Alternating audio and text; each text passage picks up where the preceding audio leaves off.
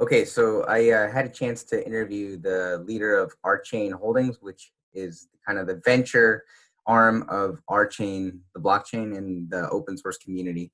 And it was a great interview. It was my first time doing it, and I was still figuring out how to use the video recording software.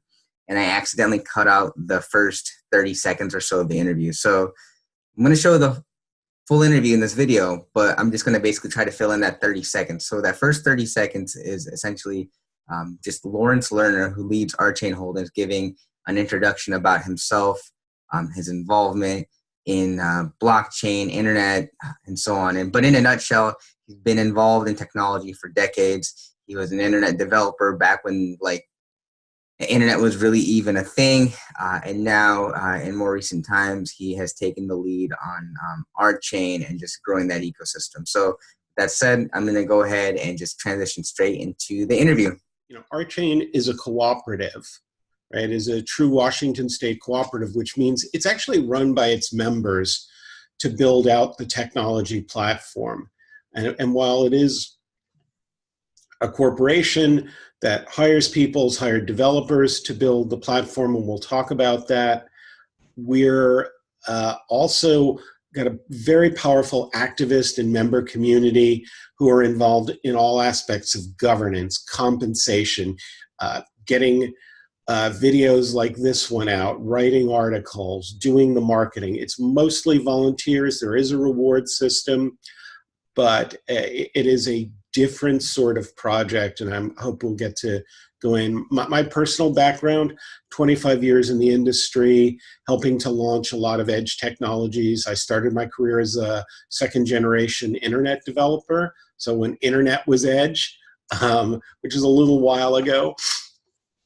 Worked on launching companies like Discover Car to help Motorola write their wireless e-commerce strategy that ultimately ended up becoming smartphones.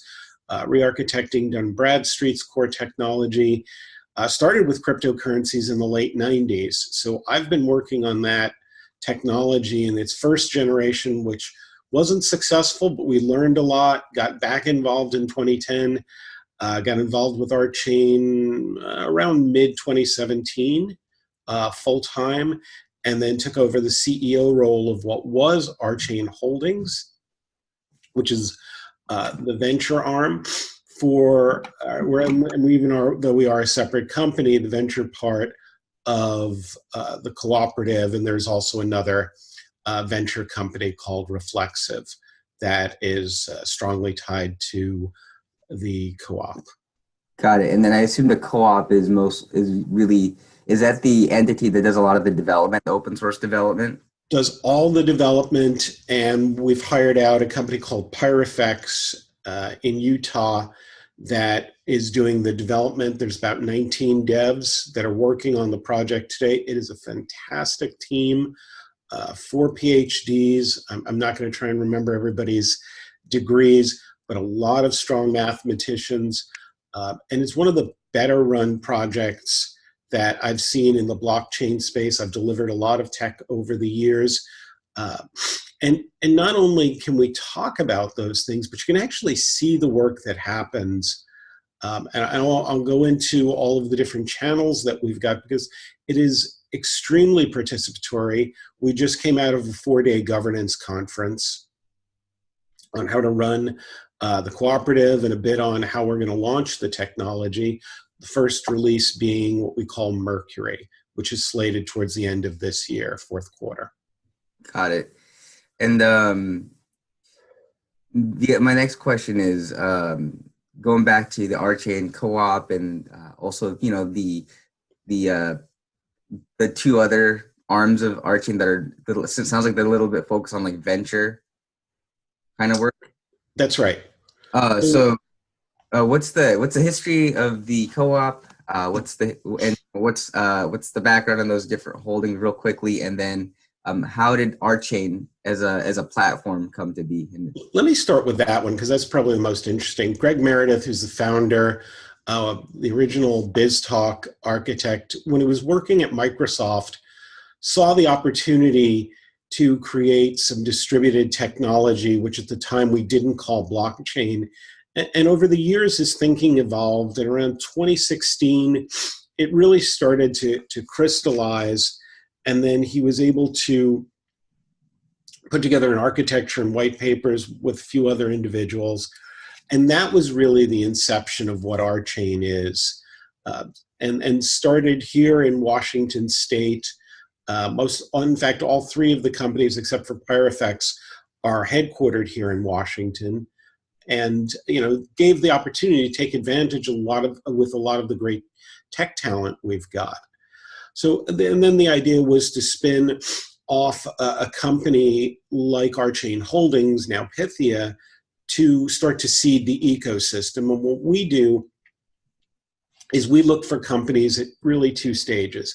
Concept stage that are looking to adopt a blockchain that's highly scalable and able to build out all of the different aspects of what's required in the community, starting with foundational things, but definitely working on things like supply chain, identity, insurance. There's a whole host of different things. And then there are mature companies that have started to reach the upper limit on other blockchains and need to refactor to a next technology. The most interesting is that we're finding mid-market software companies that are coming to us and saying, hey, we want to go onto a blockchain, and we think RChain is the reason why. And we're already starting down the road with our first investment in the employment verification space. So they've got an existing platform, existing revenue, and now they're adding blockchain to it because it makes sense, right? All of the investments make sense. The other company, Reflexive, is taking investments in a similar vein. They've got a broader approach. You can go to their website and see more about that. Awesome. And so, and then just kind of last question, that how, so those holding entities, how are they, how would you describe them in relation to, like, let's say IBM? I mean, like IBM as an example, they seem to do a lot of partnerships with helping these other companies incubate their ideas and just getting integrated with the blockchain and so on. Is it pretty similar in that sense, perhaps without like the full professional services arm that IBM has, or is it more similar than I think? It is a little bit different. I mean, there's co-op. Pithia is a separate privately held entity as a Reflexive. IBM does a lot of things and has a very mature history of doing them. We're very much all grassroots based. We work with an activist technical community. I certainly have a large enterprise background and I'm bringing that in, but I've also done 15 startups and funded about half a dozen of them. We're working directly in the communities to seed and teach developers how to do this. My estimation is there's probably 5,000 true blockchain developers in the world. So we're trying to help build that ecosystem with education and technology. So for us, it's all very focused on the blockchain, launching RChain, and getting people to understand how it's different and and the different programming models. Sure. Cool. So headed into RChain itself, it sounds like Greg Meredith kind of took the lead on that within the last couple of years, if I'm understanding correctly. It was his brainchild. He and Mike Stay have really developed the language, the architecture, and now it's breaking out into other teams of really talented individuals who are taking those concepts and building them out and delivering them. Awesome. And do you know at what point what that work essentially became, I guess we could say, like a repository on GitHub publicly available? Was it, around end of 2017, end of 2016? Well, yeah, I mean, it's always, the notion has always been to be open sourced. So the first time we had meaningful code there's always been some code in GitHub, but in January of 2017, you were able to launch the node.1, which is open source code. So there's probably 2,000 or 3,000 nodes stood up around the world. They're not super interesting right now. They can find each other. They can find the Genesis block, but it's all out there.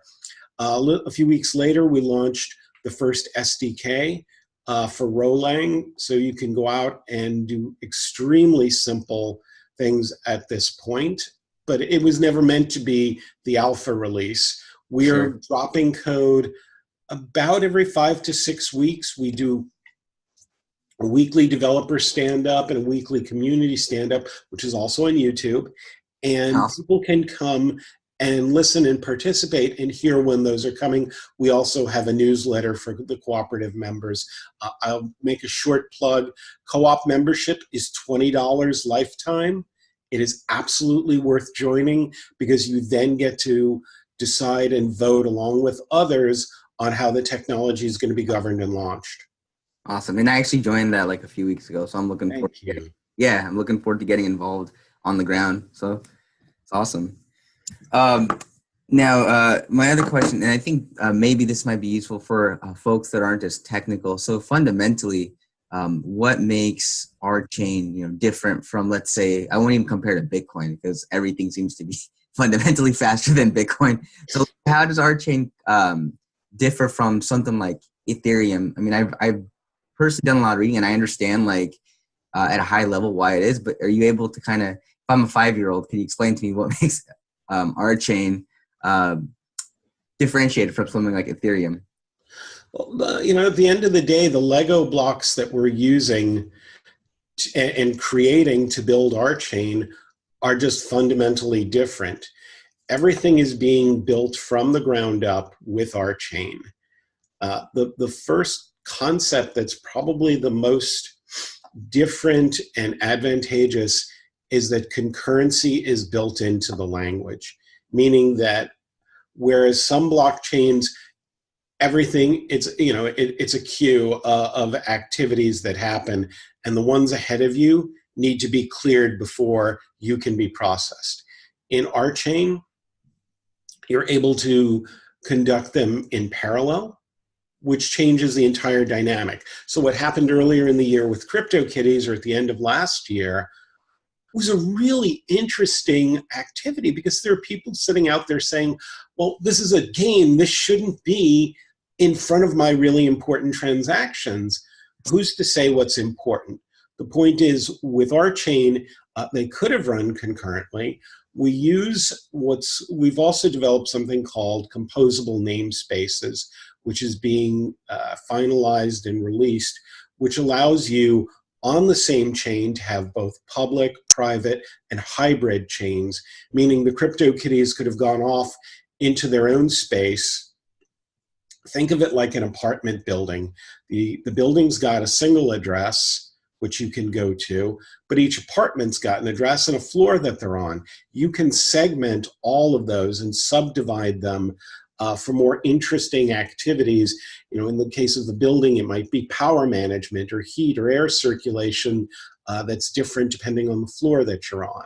And maybe sending something very specific to you and 2 or 3 of your neighbors who decide to get together and form a cooking club. I mean, those are all of the options and flexibility that are being built into RChain.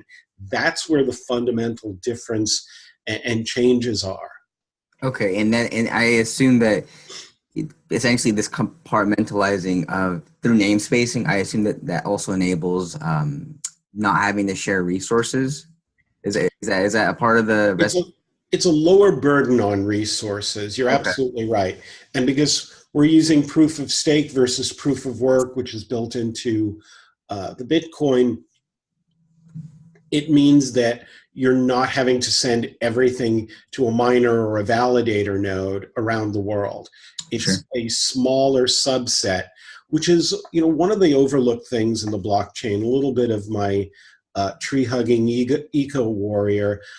The Bitcoin blockchain, is a lot of people in the tech world knows, consumes a lot of energy.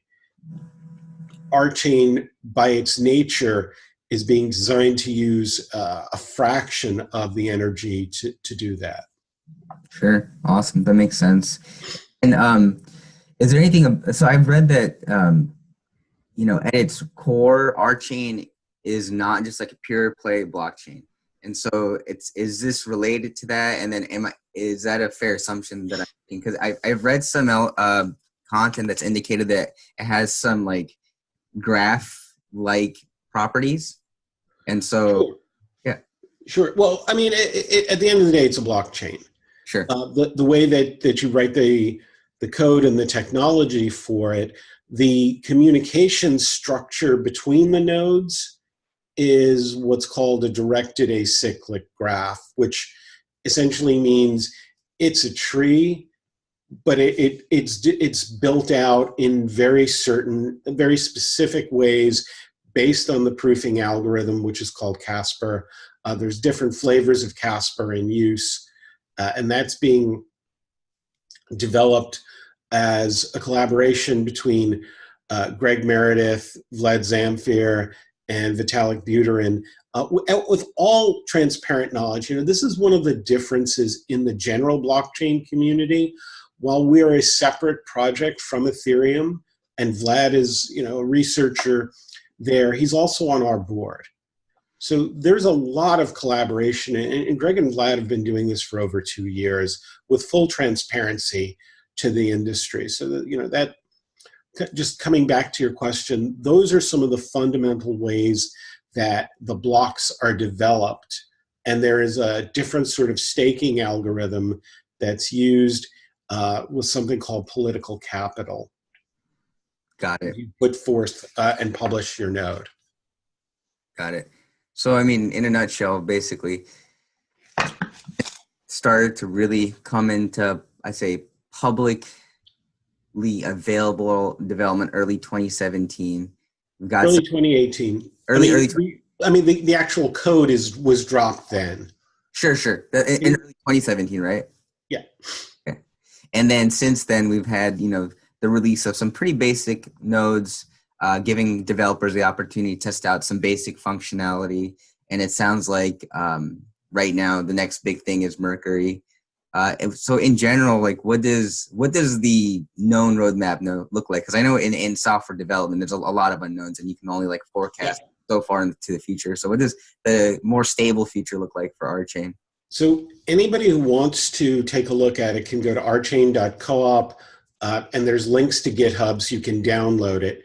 The roadmap between now and Mercury is going to be a series of launches where you can do more complex computations and basically write smart contracts in Rolang. And those will develop over the course of a year. So there will be lots of incremental milestones between now and the end of the year or the Mercury launch. We are hitting all of those dates. And it's not about pedantically saying, oh, we said we were going to drop every 4 weeks. If it moves 1 week or another, what we're doing is we're planning, we're being radically transparent about it and being upfront. So there'll be things around storage, there'll be things around communications, there'll be things to obviously for node operators to use, because we can't run without the nodes, to get namespaces up in a simple form, and then they'll become more complicated. Sure. And all of those things are out there and documented. And people are welcome to join the discussions. Again, they're all listed on the website on YouTube, or they can watch them on YouTube, but there's a Zoom channel that they can join and participate in some. Got it. And then the last questions is, so it sounds like the different holding groups in that, I guess you could say, RChain ecosystem, Mm-hmm. it sounds like they're working with other entities. And so the question is, do you have any examples of applications, specific types of applications that you guys have had a chance to test out using any sort of RChain code base? Right now, there isn't enough of the code base to actually run. The things that we're looking at very specifically are around identity, wallets, oracles. There's a stable coin that we're looking at. There's some very, very interesting things that are foundational. You've got to have them first before being able to do anything. I know that the Reflexive team is looking at a music entity, not for streaming music, but for other things. So we're really touching wide parts of the industry, but we've tried to be very cautious, not overpromise. We'd rather undercommit and overdeliver in every aspect. And to date, we did that on funding. We did that on releases. We've done that with the people that we've brought in as part of the teams. And I think that's been a core media message, brand message, and part of the ethics of the team. Awesome. So, I mean, in a nutshell, we've got RChain. It's built into the language by design. It's fundamentally more scalable because of that, both at a low level, but also with an architecture in mind that will support that at scale. And overall, folks sounds like they can stay up to date going to rchain.coop. Yep. YouTube. And I'm assuming there's like a YouTube link on the rchain.coop. There's probably half a dozen different links to all of ours. And of course, we have a thriving Discord community with probably north of 20 channels right now. Things from governance to language to the executive and steering committees. Awesome. And then there's, of course, for the more technical folks, we've got the GitHub, which I assume that link is also on the co-op website. I mean, regardless, I'll include those links in the description of this interview. But yeah, I think those are all the questions we have today. Awesome. So thanks for your time, Lawrence. My pleasure. Thank you. Have a good rest of your weekend. Cheers. Thank you. Bye.